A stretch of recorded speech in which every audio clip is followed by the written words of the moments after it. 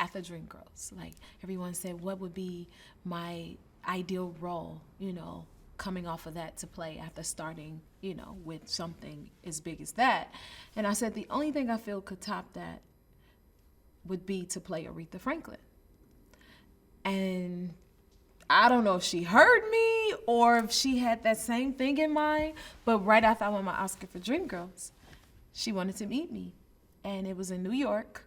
It was now, maybe 15 years ago?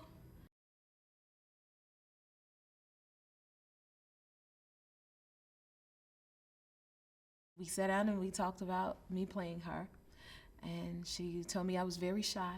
And I was like, she's like, are you shy or something? And I'm like, well, I am sitting here talking to Miss Aretha Franklin. And another thing she said, you're gonna win an Oscar for playing me, right? And I was like, well, I was overwhelmed speaking to Aretha Franklin about playing her. But that was like the very early stages.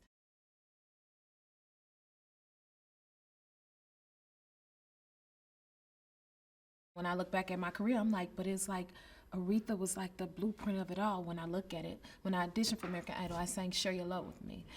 When I went on American Idol tour, I did Since You've Been Gone by Aretha Franklin. And again, I paid tribute to this woman I don't know how many times.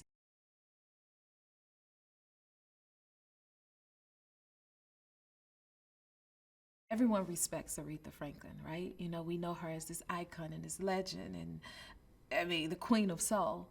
But my goal, I was like, the film is called Respect, but when people leave this film and see it, I want them to have a newfound respect for Aretha, and I being one of them.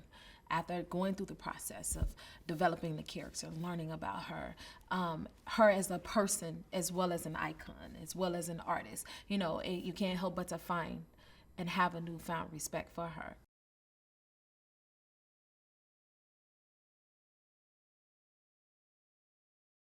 Liesl is an actor's director, and what I mean by that is I love how she incorporates the actor.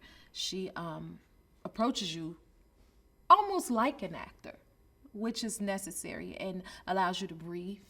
But at the same time, as a director, she steps in with that vision, and she's so passionate about that vision and very focused on it. And I love that she's a woman at the same time, so she gets the mission.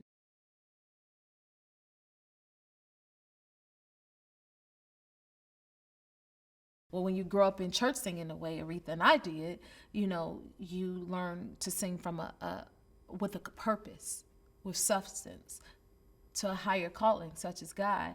So it's a completely different thing than just a simple song, and it creates a sacred connection and comfort.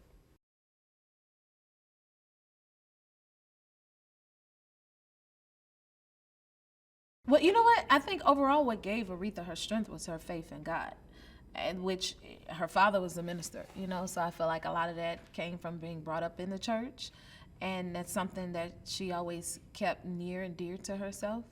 Same as myself. I feel like I understand it as well. And of course, family is the root of that as well, but I feel as though her faith in God is what got her through life.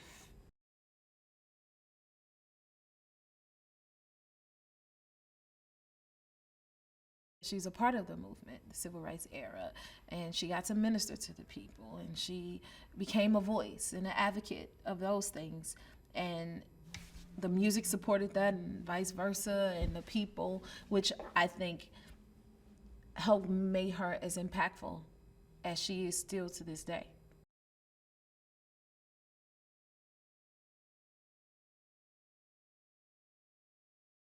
This is, first of all, my third time working with Forest Whitaker. This is the third time he's played my father. And you can never get used to his calm spirit. But he's one of my absolute favorite actors that I respect so much. So just to have him there is like, wow. And to see him channel CL, it felt very real.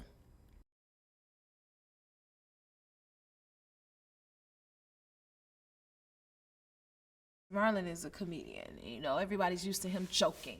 But to see him take on such a strong, defiant, aggressive, serious role blew me away.